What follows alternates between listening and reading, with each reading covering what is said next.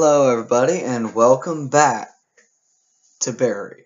Now, as you can see, 42% of players stayed quiet, 64% were selfless, and 65 merciful. So, without further ado, let us get into Chapter 3. This has been quite the interesting experience for me, not just as a gamer, not just doing Let's Plays, but in general. This is actually quite fun. This is not exactly second person, but this is how one would do a second person kind of story for those who look at it and say first, second, third person. Second person is your little role play books, and you make decisions within the books. That's what this is. It's just not legitimately second person. It's not saying you and you are you. So, we follow Marcus into what I can only describe as a control room of sorts. There are countless computer screens, some of which are obviously coming back on from having been shut off. Everything looks extremely complicated, from screens filled with code and data to what is obviously a security system. It reminds me of a miniaturized version of the Operations Center in just about every space travel movie I've ever seen. Marcus is running from one screen to another, apparently looking for some pertinent bit of information. "Where's the first aid kit?" I snap at him. "Where's the first aid kit?" I snap at him. Mark stops in his tracks as if he'd forgotten the whole reason for bringing us down. "Oh yeah," he says, rushing to the left side of the room. There he hunkers down by an open panel on the wall, which I assume is the emergency vault from where he got the rifle. I'm gonna peer into the open vault. Peer over Marcus's shoulder. The vault is open. It's much larger than it looks from the outside. It's partially filled with file folders marked classified if you're in ammo for the rifle, a peculiar plastic kit filled with syringes, and a locked black box. As Marcus digs around, one of the folders slips open. For the second it's open, I see a scanned document and a color photo. The photo shows a male corpse with its guts on the outside of its body, as if it has been turned inside out. There's also massive swelling on his head, almost like his skull is about to explode. Marcus slaps the folder closed and I turn my attention to one of the syringes. It's filled with a violet-colored fluid that, while rather pretty in color, looks deadly. Marcus finally pulls out the first aid kit and turns around. When I look back, motioned in his over, he's paler than ever. "Come on," I tell him, but he's not moving from the place on the floor where he sits against the wall. I slide the first aid kit over to him and go scrambling to his side. Between the struggle for the rifle upstairs and arriving in this room, he's faded fast. I struggle to lift his shirt up and then over his shoulders as the dried blood holds it in place. The mere act causes him to grimace. "This might hurt a little," I tell Dennis. He only nods. He doesn't seem to care. Man's dying. I need to get his shirt off now. Pain is not gonna do much.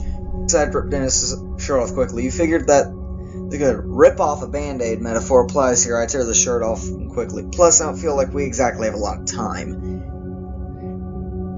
Dennis lets out a scream in pain. "What the hell, man?" "Sorry," I say, casting the blade shirt aside for the moment. Wincing in pain, leans back in his wall and takes serious deep breaths. His wound is more visible now, although it's partially hidden by the blood that has started to clot around it. My medical knowledge is slim, basically just a bunch of basics I learned in Boy Scouts. Look over to Marcus hopefully and ask, "You have any training?" "Zero. Sorry." It's just as well, I guess. He's far too concerned with what's happening on the monitors to be much help anyway. I start by taking out the several rolls of gauze within the kit and wipe as much blood as I can away from the wound on his side. It's worse than I figured it from the start. The gash is deep and dark. I'm pretty sure it's infected too. He's gonna need stitches, that's for sure, but I have no idea how to even start that. Besides, I don't see the tools for it in the kit. When I splash dropping alcohol over the wound, he responds with a hoarse yelp of surprise, but nothing more. His eyes are locked on me and he looks appreciative, but he's also scared. "Be honest. How bad does it look? You think I'll live?"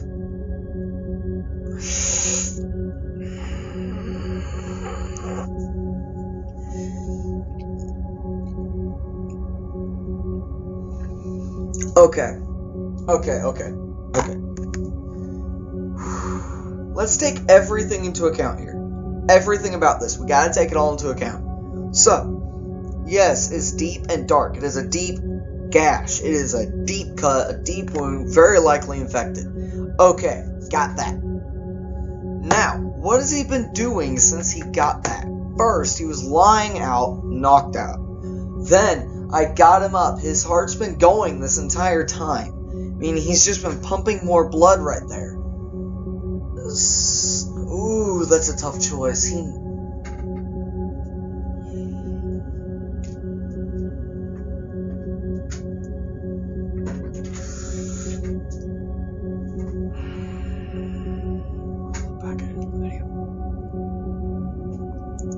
That really is a tough choice. Oh my. Where to go? Okay, so again, I gotta look back at this.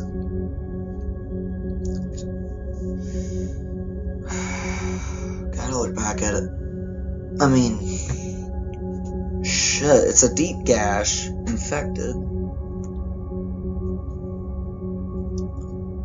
But he was walking on it the entire time.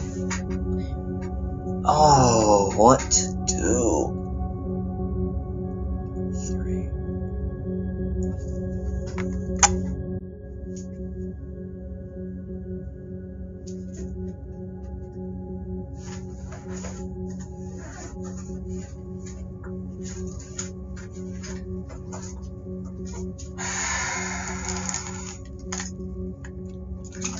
What to do? I mean, that's the big question, isn't it? Sorry, I had to get these. I need to be able to hear around me. Those are better for my personal immersion, but yeah. I need to hear how again though, I mean this. Okay. So this is saying he's gonna die. Whereas the other one is you'll be fine, no problem. That's trying to reassure him. But, I mean, it's split down the middle of this. He needs medical attention. He needs medical attention desperately. But, at the same time, he's been walking on it. He's been, well, not necessarily on it, but this whole time he's been walking around. He made a struggle for the gun. With, granted, what little strength he had left, but he did make that struggle, and he made it. It was a very swift, complicated move. Not necessarily complicated, but it was a swift move that caught both me and Marcus off guard. If I had to weigh everything, I think he's gonna live. I would have to say he's gonna live. Oh, it's just comforting. Good to know. Because I sure don't feel like that. You've been through hell. I think it feels worse than it actually looks. Thanks, that's a relief. I won't lie, you're going to have a scar. He rests his head against the wall and closes his eyes as I finish up. I place one layer of gauze against the wound and bind it with medical tape. Then I reinforce it with a second layer. I know it's meager, but it's all I can do. Thanks, Roger. I feel a lot better. I think I'll be fine. I'm not so sure about that, but I'm glad I was able to encourage him. I look back to Marcus, and he's looking back at us deep in thought. It's starting to really swell up. Maybe I shouldn't have let him off. Are these first aid kits all you have in this facility? If there's something better, I don't know about it. I notice in his defensive posture is only something is different now. Just a slight change to his demeanor. He's seen something on his monitors that has him frightened. More than he already was before. What is it? What's wrong? As I travel around the room, it's obvious he's trying to decide whether or not to tell the truth.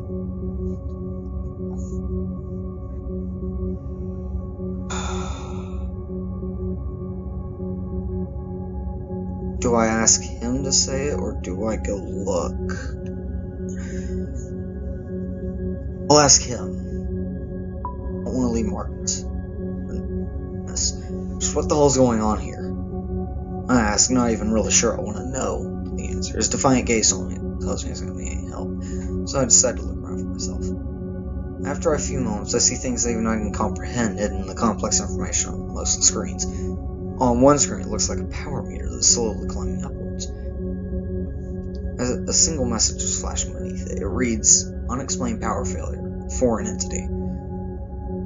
Another message ticking along the bottom says, "Safety locks on level 3 and containment doors engaged. Override." I see still scenes on a few other screens that I assume are security cameras showing hallways and passages from elsewhere in the facility. One shows the first level hallway where we were on just a few minutes ago. Another shows a hallway I don't recognize. The floor is covered in blood. From just off screen I see what I think might be a human body, but it's bent in an impossible way. It looks like the body's legs and torso have somehow been merged or melted in the floor. What's wrong with the systems? Let's not focus on the man. Let's not focus. This place has backups for its backups. It's not ever supposed to suffer a full electrical shutdown. And what does foreign entity mean? I ask, hoping it's a sane answer. I have no idea. That keeps coming off and on. Whatever it is, it keeps entering and exiting to set off the sensors. What the hell? There's something still happening? We're still in danger? He turns away, clearly fearing he has already said too much. And as bad as that is, there's seen another monitor that makes my blood go cold, and my fear spike to level somewhere near terror. The scene is very familiar. It's the logging site. The equipment is unmistakably mine. I can even see my truck. Something like fury starts to rise up in my guts, momentarily pushing aside the fear. For a moment, I consider just tearing into him. A few punches and a shove against the wall. Nothing more. I want answers. I want them now. I'm not sure which would provide more answers, asking calmly or kicking his ass. Okay. He knows I've been calm this entire time. At this point, I am starting to get tired of him. I could try and make him appreciate me, but I hadn't done shit. I'm gonna be aggressive. I want answers, and I want to make sure he knows. So I'm gonna question aggressively. I figure since he's just an IT guy, I can probably intimidate him. I grab Marcus by the collar of his shirt and point to the screen. "Why have you been spying on my crew?" I shout. "It's part of my job, mine and a few others. Your crew's been watched ever since you set up your equipment." "Why?" Marcus tries to draw up some anger of his own, but it isn't as toxic as mine. Still, I know there's a fight on my hands if I want one. "Because your logging site was set up less than a mile away from the entrance to a highly classified government facility." "How the hell was I supposed to know that? Where are the signs and the guards?" Marcus gave him that same crooked, trembling smile as began creeped me out because those things would draw attention. "You have no idea how secretive this facility is. Besides, I know the higher ups looking into it. Your site is on government land. It's shy about 300 yards. Every piece of your equipment is on private property. The timber tract you purchased from Mr. Gladstone 2 months ago. So even if we wanted to intervene and keep your crew away, we couldn't have without stirring up the fuss. The fact that someone with such a low-level clearance knows this much about my logging crew is unnerving. If you've been watching us, why don't you recognize us when we met in the hallway?" I ask. "The cameras have a bird's eye view. I can't see faces. We just track bodies and names."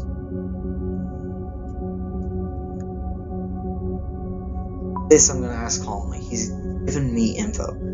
"Since you have all this surveillance, do you know where the rest of my crew is?" I do my best to keep my voice level, even though my impulse is to shout.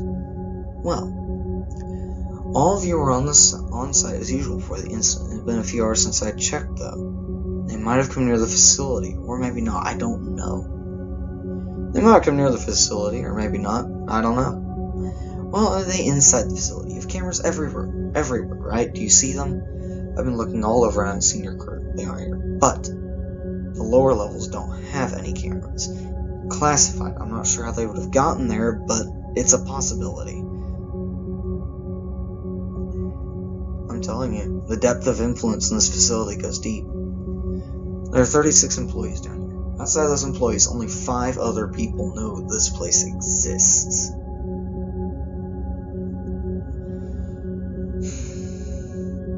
Okay, at this point, I have to know.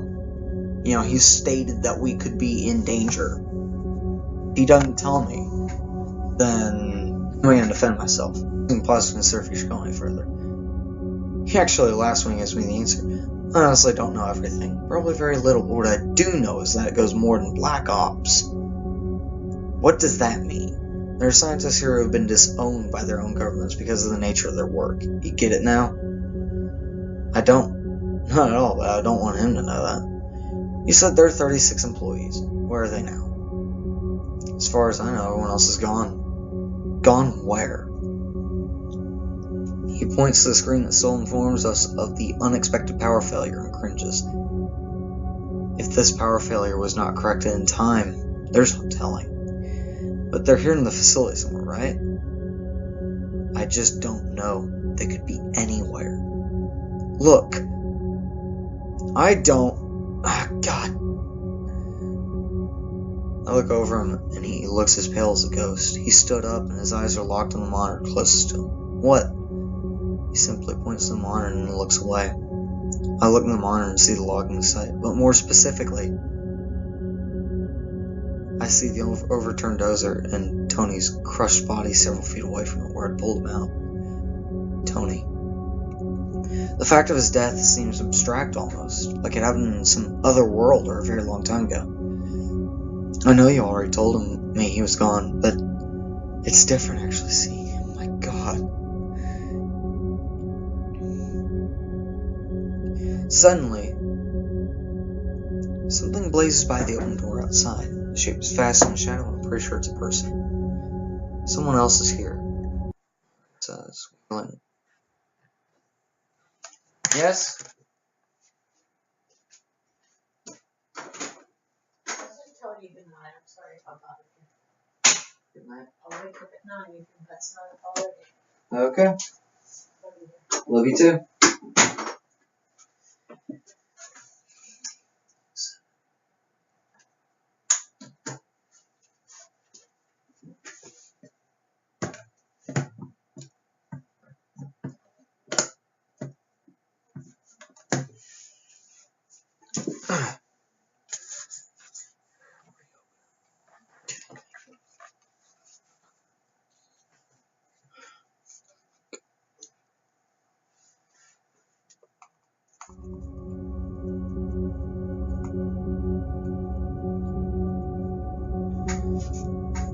Someone else is here. If something bad happened, then surely the sight of another survivor is a good thing, right? We should check it out, he says. I realize this isn't the best moment to leave Dennis, after revisiting Tony's death all over again. Someone just ran by the door. Hopefully it's someone who can help us. Gonna be okay? Fine. Let's see who it is. He says, giving me a mop. What's up? I turn to Marcus and motion for us to head out to investigate. Let's be careful. Depending on who it is, they might not be as hesitant to shoot a stranger as I was. I'm still holding the rifle in my hand, and I don't know if I have the guts to actually use it if needed. With a final look back to Dennis, I run out in the second level hallway.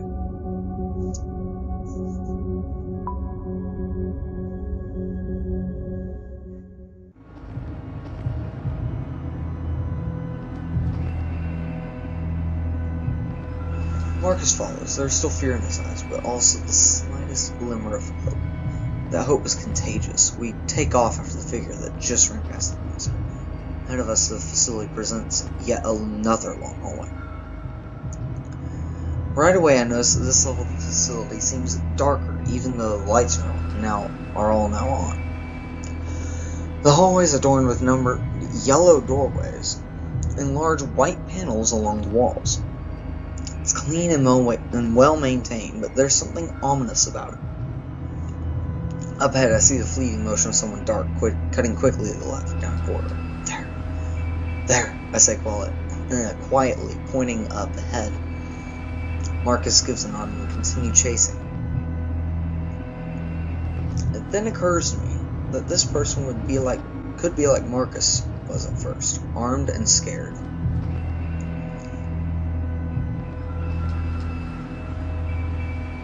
Move slowly, very slowly.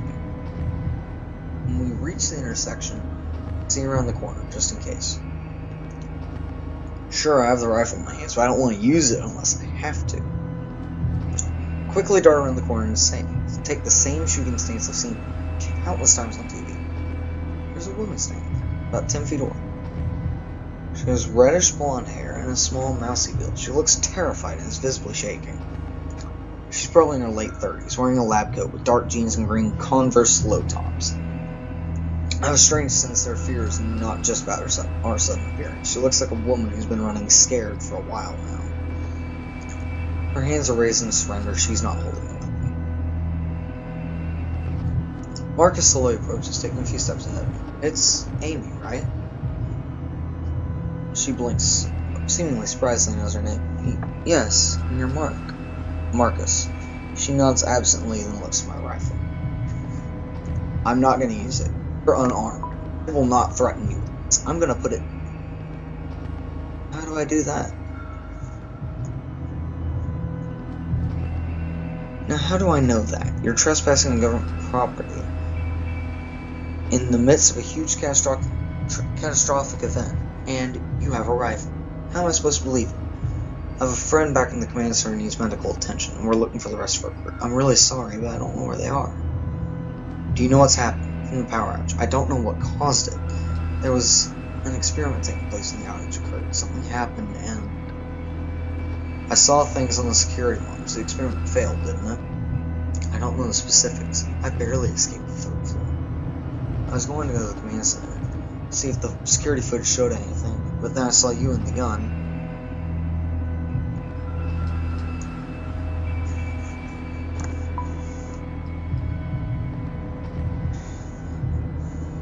Who are you anyway?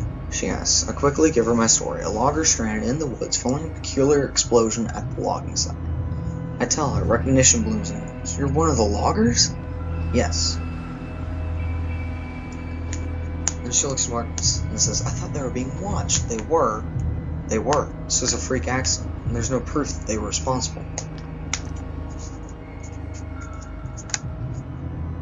I feel myself wanting to submit to all the questions that are piling up in my head, but Dennis is waiting.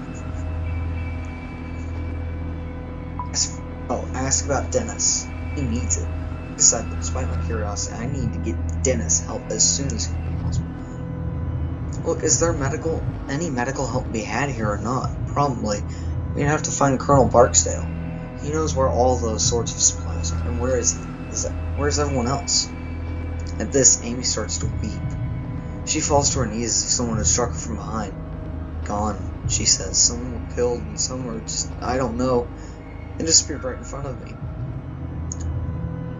Okay, either route's leading to a bad ending. So I need to know...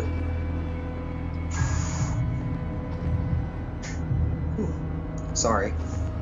What I need to know is exactly what's happening.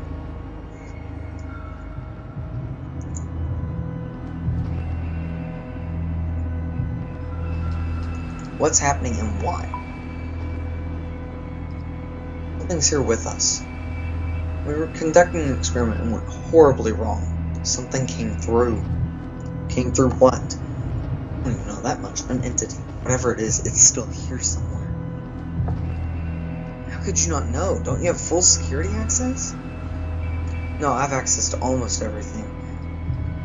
There are 2 levels of security beyond my clearance. So, what do you suggest we do now? I'm not sure. But if you want to find your crew, we need to find Barksdale. He's in charge. Where is he? Down on the 3rd level. In the hangar. Then let's go. It's not that easy. Why not? Like I said, something came through. There's several of them, all roaming the 3rd level. What came through? I need to know what came through. All I know is that the others refer to them as entities. I don't even know how to describe them. I didn't get a good look. All I did was run from my life. for my life heard me. I just heard screams. I know it's not very scientific of me, but I didn't feel like sticking around and learn more. She's right. The things I saw in the monitors, it was crazy. This is insane.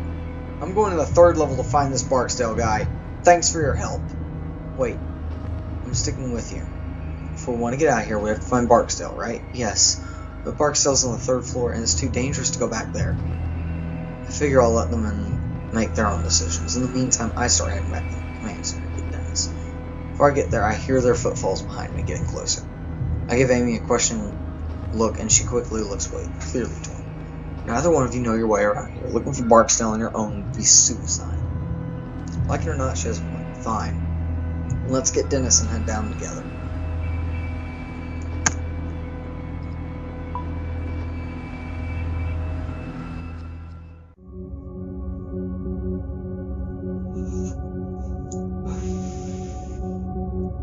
When you're in the command center, I'm happy to see that Dennis has regained some of his color. We're going to get you some help. And then we're going to find our crew and get the hell out of here. More help would be great. But the way you ripped off my shirt earlier, I'm not letting you touch me again. Wait. Maybe one of us should stay here with him. I'll be okay, Dennis says. He stands to his feet with a grunt. You don't know what's out there. I saw them. I saw what they can do. This facility is not safe. Are there any on this floor? That's what I need to know now. I'm not sure. They are down on the 3rd floor, so we'll need to be careful. Heading back out in the hallway, I look at the monitors. I take a final look at the screen that shows my record logging the site and feel a pang of sorrow. I look back at the others, showing live feeds of the facility's security cameras. I try to tell myself that I'm not looking for any of Amy's creatures, but I can't. It's exactly what I'm doing, and there's no need to pretend otherwise. We head back through the hall and toward an elevator. The tension exists between us like a physical presence.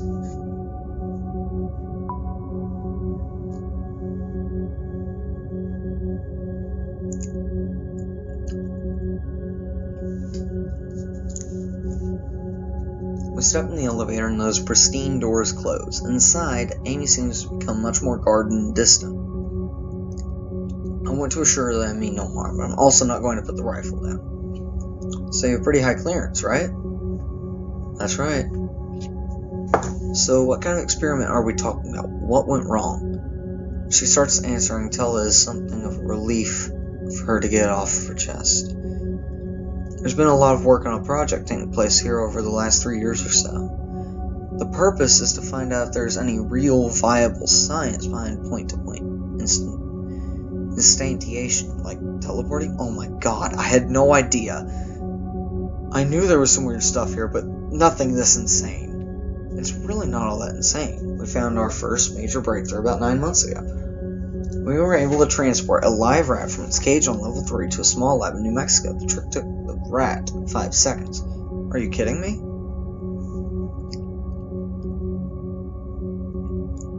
Not at all. The problem is when the rat arrived, its retinas were detached and its intestines were on the outside.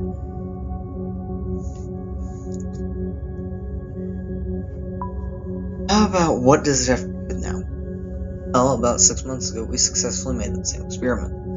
The rat arrived in great health, and this time in just 3 seconds. Still, one of the things we had to tweak in order to make the product completely safe was figure out how to keep the subject on a straight course. The matter is being transported, not only are its atoms being unknit and then put back together upon arrival. Unknit? Knit. Let's go with that. As deconstructed and translated through space. It's the only way we know how to do it right now. Issue, as I said, comes in keeping the deconstructed subject on a straight course to its destination. When the process occurs, we are deforming space-time. We are creating a shortcut through space, and that has risks. Why exactly? Because there are many more dimensions in space than the 3 we exist on. There's some evidence that there may be as many as 10. So when you send the rat to New Mexico, it's traveling through another dimension to get there? Basically. Because of that, we're trying to get a better understanding of what those other dimensions are capable of. Things that have a great deal of the population, things that a great deal of the population would be scared of if they knew what we were doing, hence all the privacy. Then today, the power went out as we were right in the middle of an experiment. Something happened. What? I don't know. Have you seen? Let's go with that. What have you seen in these dimensions? Other worlds, other Tegmark universes where our laws of nature don't apply. I'm not cleared for such things, but I do get the reports. What reports? I'm given access to the results. In other words, you guys have been peeking into other dimensions and taking notes on what you see. I can't believe I've wasted my life for this. He looks like he's starting to freak out. Amy is quiet. Her expression indicates that she's wanting to see how I react to all this. It really is. I mean, that's a huge breakthrough in science. I'm very impressed. This is interdimensional stuff. In a way. All this time, I've been working... I don't want anything to do with this. All this time I'm working for... just a single level beneath my feet. You assholes have been tearing apart space and time. When the elevator doors open, I can't get out fast enough. The tension is growing way too thick for my liking. Outside the elevator, we step into what appears to be a massive industrial area. The carnage is like anything I'd seen.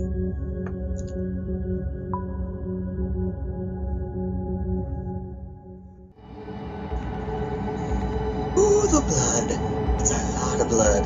I don't like that blood. The area looks industrial, like everything was built for utility only. But more noticeable than that is all the blood. My god, I've never seen so much blood. Those creatures must have had a field day. Holy shit. Marcus says it looked like a man that just woke from a very bad dream. There were more personnel in this area when the experiment went haywire, Amy says, as if the explanation makes it all better. The research you all do down here better be worth it, I say. We have to get moving, or we're going to lose our nerve. Amy, let's focus. Bark still is in the hangar? He's still alive. Yes, that's where he'll be. Then let's hurry. As far as I can tell, Dennis is doing much better. I'm beginning to get tired of trying to keep my fear at bay. Between the blood on the floor and the silence of level 3, Amy started the lab rats. I'm getting freaked out. I'm the one with the gun. I need to get in the lead. Four of us start walking, me in the lead. We stop walking when we come to the remnants of what looks to be 3 different people. It's hard to tell how many bodies there were because they've been torn to chunks and they've been torn to shreds and are distorted. 2 of the bodies look as if they've been fused together. Another man looks as if had his legs welded through the floor. I can see this man's face. He died in an abject state of horror, his mouth pried open in an eternal scream. Keep moving. Keep going. Keep going. It's simply too much. And as the fact that we've just started our journey for level 3. If there's worse waiting up ahead, I don't think we'll be able to make it. Dennis steps up beside me when he speaks. His voice is soft and flat. What the hell could do that to someone? The things I saw, they could do it pretty easily, I think. She looks pale, and I think that she may pass out in any moment. Tears spill from her eyes, and she is visibly shaking.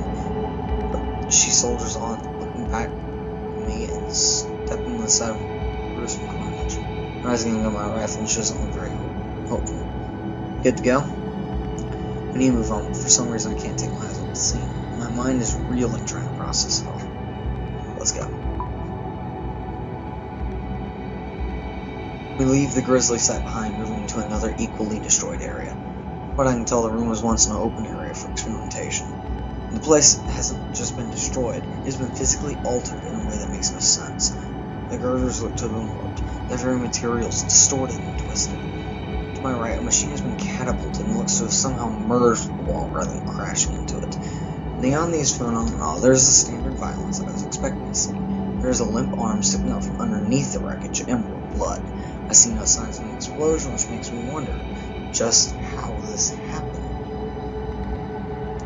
Seeing the aftermath is sickening enough, but it makes me wonder if Amy saw what was happening. Let's not focus on that. Let's focus on the girder. I only caught a glimpse of it. It was like trying to focus your eye on something that was too close. They started twisting, not creaking or breaking. It was like these creatures were able to deform matter. She paused there, and that's where we hear something echo through the facility. From behind us and slightly to the right. I'm not sure what it is, but it makes my blood feel like ice. It almost sounds like static AM radio. But there's a high-pitched noise beneath it that I can't even start to fathom. What in the hell is that? One of the creatures. That's what they sound like? Dennis asks. I see that he's laying against the wall again, wincing at the noise. I suddenly realize I have a death grip on the rifle, ready to shoot the next thing I see. Anything between us and them? Oh really, the hallways are blocked off by secure doors. Everyone seems to take this as the cue to start moving. Make our way around the wreckage, now with new purpose in our step. We barely make the other side of the room, approaching a dark hallway, when another high-pitched noise sounds out. This one is louder, closer. We all share a terrified look, and I can tell Amy is on the verge of losing it. I grip the rifle tightly as we head toward the hallway in front of us. How much further to the hangar?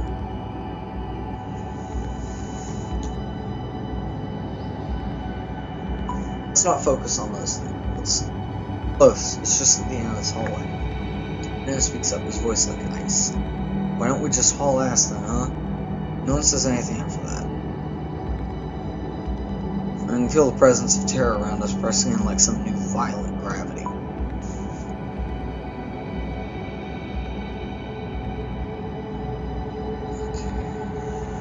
Oh my. The small utility hallway is well lit. It looks as if it was designed to only be used by select maintenance workers. What goes on in this area? I'm looking at Marcus, but he only shrugs in response. She might know. I've never been down here. It's just a utility hallway, but at the end of it there's a maintenance room. There should be a gun or two there. It's also the most direct path to the hangar entrance. As we walk quickly and quietly down the hall, I take a glimpse ahead and feel the hair on the back of my neck stand on end. The lights become more sparse in space, and it's possible to see just how far the hall extends in the darkness. This hallway has the occasional trace of bloodshed, but nothing like the main area. We continue further down, and just as I begin to see what looks like a large metal door further ahead, I hear yet another shrill sound. This one sounds further away, but no less demonic. How many of these things did you see? 3. That's just what I said. There could be more. What did they look like? What are we dealing with? I don't even know how to explain them. Monsters, that's the only word I can think of. My mind seems to struggle just trying to understand what I was seeing. They're big and they seem to jerk around every few feet or so. They look like they're made of light. It's about all I know for sure. You know, my ex-husband said I'd let my work kill me. I mean, I doubt he imagined this exact scenario, but still. As we make our way to the hangar doors, another high-pitched noise rings out, angrier now. Amy stops walking, causing all of us to turn. We have to do something to save things. No, there's no time. We need to distance ourselves and get to the hangar fast. There's an old hydraulic door set in the wall right here. It hasn't been used for years, though. Together we might be able to pull it closed behind us to keep those things back. Those old hydraulic doors weigh a ton. There's no way it'll work. Roger. What do you think? I'll have a hard time getting to us. Those doors are long. Look. Okay.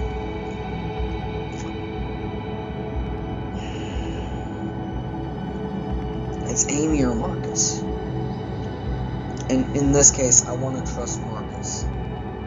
Because if we need to double back because something gets behind us on the other side, then we need to be able to use that hallway. It's a good escape route. Decided to leave the doors open. No, with all the carnage back there, I doubt we can stop them. So I'm saying, let's haul ass. But the rest of us are already running down the hallway. I speed towards the hangar doors and I look back to see how far Amy has fallen behind us. Panic and hope are fighting with me, and I can't stop myself from sprinting. The fact that yet another sounds something else from the facility is not calming. And then there are two of them. It's like they're calling out to one another. The doors to the hangar sit up ahead, like the entrance to some enormous labyrinth.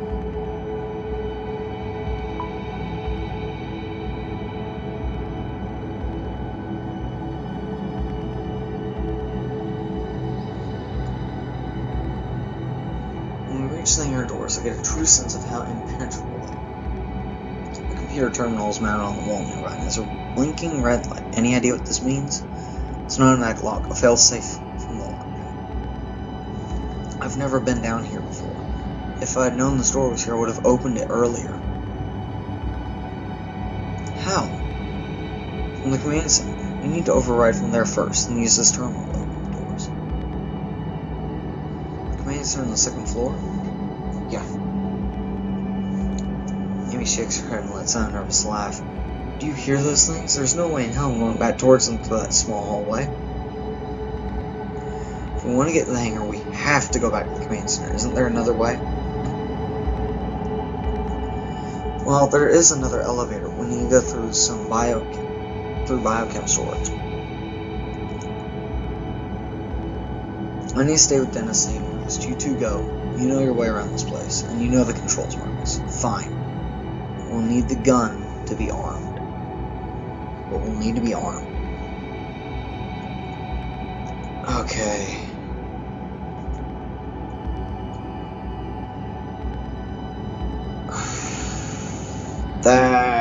Oh, I don't like this decision. So, it's between giving Amy the scientist the gun or giving Marcus the gun. Right now, the gun is the only thing keeping Marcus in line. But Amy doesn't have any formal training with it and could easily empty the clip. And I don't know if there's another clip that I can get for it. However, at the same time, she knows they're made of light. I mean, normal matter really shouldn't be doing anything to it. I'll give Amy the gun. She'll know better how to defend them. Gave Amy the gun. I hand Amy the rifle and she turns to go.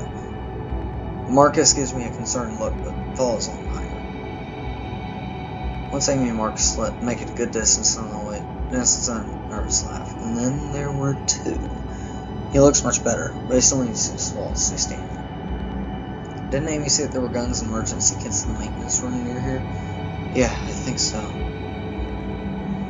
I look ahead and see a door to the right that reads maintenance. Might as well give it a try. I go to the door and find it's locked. I'm gonna kick it. Give it a frustrated kick, it doesn't budge. About to try again, that's when I hear a gunshot just down the hallway. First I was Amy and Marcus come on one of the monsters. I don't hear any strange static. Alarm bells go off. Before I know it, I'm heading back down the hall away from the hangar doors. Stay right here. Stay here, I'll be right back. I whisper over my shoulder to Dennis. See if you can figure out how to get in that maintenance room. Where are you going? He asks. I don't bother answering as I bound through the door where Amy and Marcus went.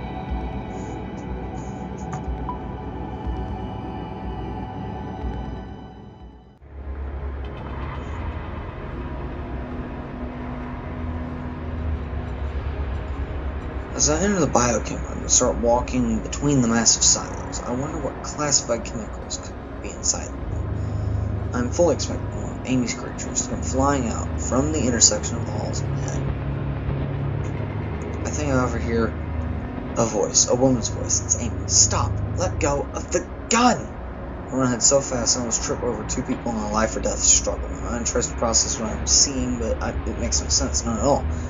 Marcus is wrestling with Amy, trying to take her gun away. When this doesn't work, he throws her to the ground and starts choking her. Her face is turning purple and her eyes look like they might pop out. He sees me coming out and acts as if what he's doing is perfectly normal. Just no time to ask, just stop him. I start rushing towards him before I really know what I'm doing. I bring my fist down in a hard arc across the bridge of his nose and am rewarded with a sick cracking sound. He cries out, looking like he doesn't understand what I punched. On the floor, Amy clutches at her neck and gasps for breath. Start fear I was moment too late, and as I see the rifles moving across the floor. As soon as I notice this is the exact same moment I do.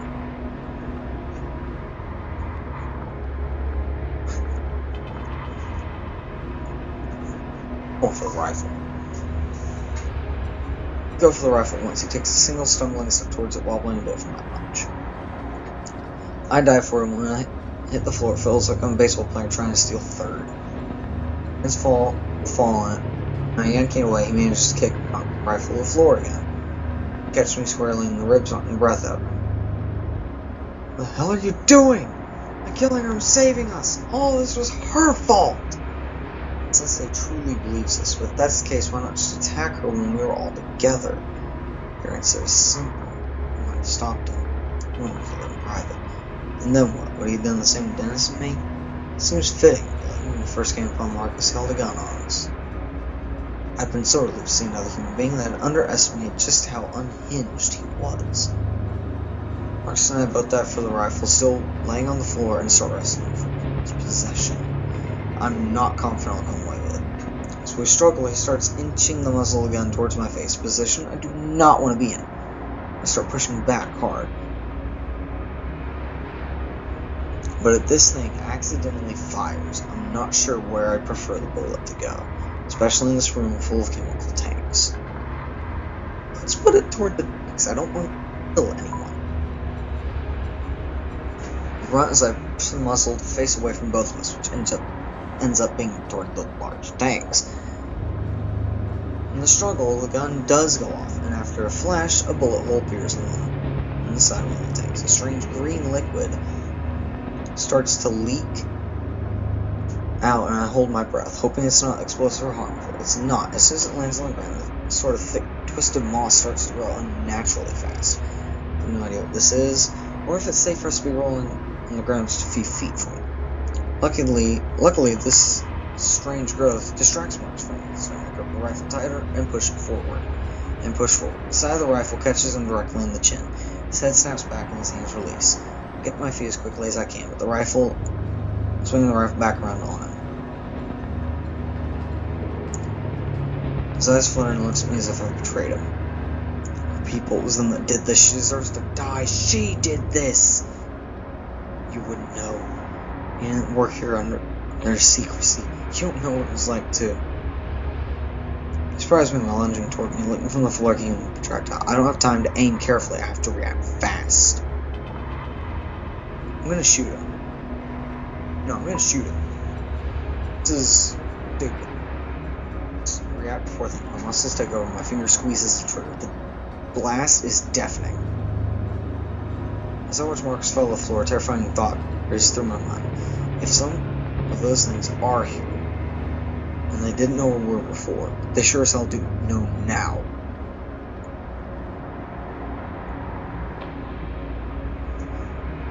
So they're not purely screams of pain. The bastard's calling out for them. Calling for those creatures to come to us.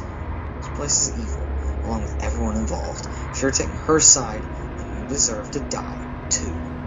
If you want to stop me, you better do it now, you coward. The rage in his eyes at Amy, as well as towards me for stopping me, I can think he'll deliver on his threats. I raise the rifle again, every urge in my body wanting to make sure he doesn't come back to bite us, but I am not a violent man. I could easily not kill him, just leave him behind.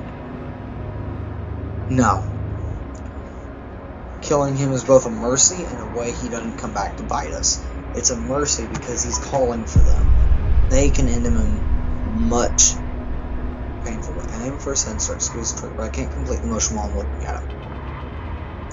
I close my eyes tight and squeeze. The muzzle bursts and I hear Marcus crumble on the floor. It's not for another 10 seconds or so that I realize I've been standing so froze, my eyes closed and my teeth clenched. I try to avoid looking at the body, and instead lean down to Amy. You okay? I ask. I have to go. They'll be here any minute. Too much noise. I have to hold her arm so she can get to her feet. We should go back to the hangar doors. I can't just leave Dennis there. There's no time. You can only hear the command center now. We'll be back for him soon. She was right. I start Marcus's dead body from him, trying to comprehend the fact that my own hands caused him to die. It's a turning point for my life in my life I will never recover from. There's no time to wait now. As I look at him, another high-pitched accent rings out from elsewhere. It's louder, more ferocious. Amy takes off, presumably toward the other elevator she had mentioned.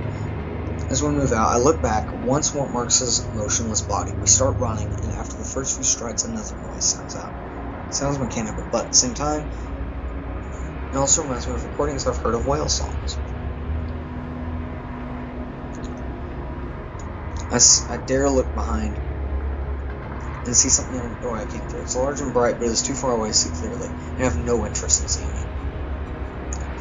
Whether pulling the hydraulic door would have helped, I'm not sure. Seeing how close they are, I regret not doing it. Well, I need my glasses.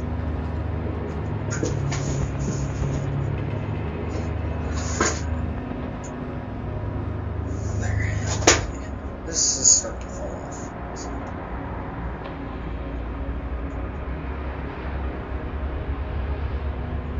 Okay. Sorry about that. I speed up to follow Amy as she leads the way to the other elevator. She's panting furiously and pushes on. I can hear something rattling in her breath. Likely the result of Marcus's attack. This makes me imagine how his cold, uncaring eyes must have looked, staring down at her as he tried to deliver her to death.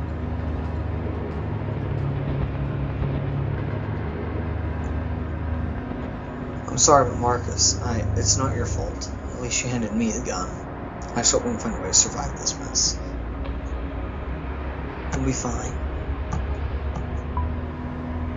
Don't worry, we'll be fine. I'm not so sure. She says, her eyes fixed straight ahead. I'm not sure I can blame her. I just wanted to say something encouraging, I guess. We finally came to the elevator at the end of the row of silos. Now I am more concerned with the monstrosity on our hands. Amy furiously slaps the button to open the doors. They slide open slowly. Feels like it's taking forever. Squeeze in before the doors are open with a weight. Amy actually falling to her knees and screaming. I ready the rifle and watch helplessly as the doors finally reach their full opening capacity. As they hold open, I see a large shape floating toward us. A phosphorescent-like white glow outlines an impossible shape. Behind it, I see another shape. And another. The third one breaks away from the other two, taking a quick right. It moves with eerie speed. They're heading in the direction of Marcus's body. Honestly, the thought of them feasting on his corpse doesn't bother me in the slightest. Amy's pressing the button to close the doors over and over. They stay open for what seems like an eternity. I curse her design these damn doors. Let's get in the elevator. Amy and I slide ourselves inside, trying to avoid being seen. I can't make them around. Hold the rifle steady, ready to fire. That's when I see them in a clear light for the first time.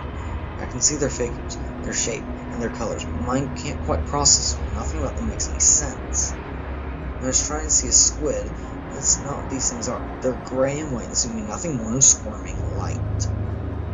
Their appendages are neither legs nor tentacles, but somewhere in between. They don't walk on these, but use them to glide. They're like ghosts and seem to jerk every few feet or so.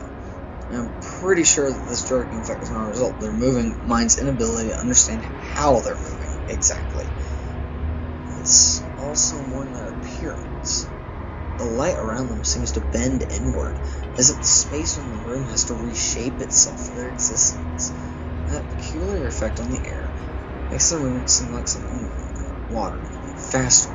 They screech and news as they rush toward the elevator. They'll be inside here in another few seconds. I check the rifle and see my ammo is diminishing. I have to start saving my shots. I have to start saving my shots. I'm going to have to be choosy.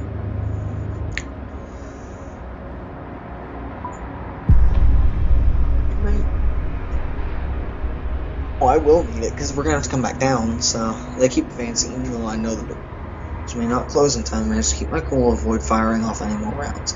My finger itches to pull the trigger, but I resist. I'm not sure if a gun would affect them. Finally, the elevator door closes. The creatures wash against the other side of the door, making an electrical noise and crying out in anger.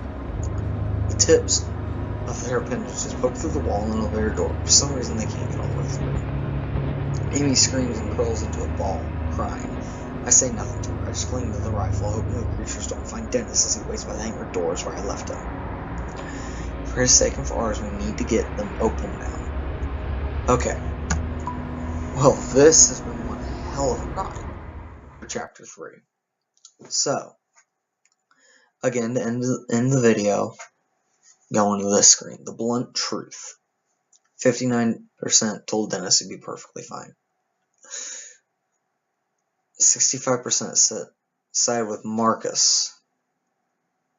Who to trust? 69% gave it to Amy. Murder or mercy? 42% killed Marcus. An hour later, 68% conserved the bullets. Okay.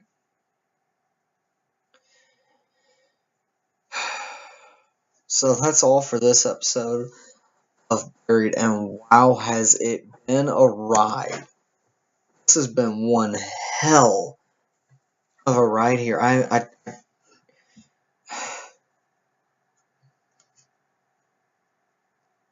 don't know how else to put it. I really don't know how else to put it.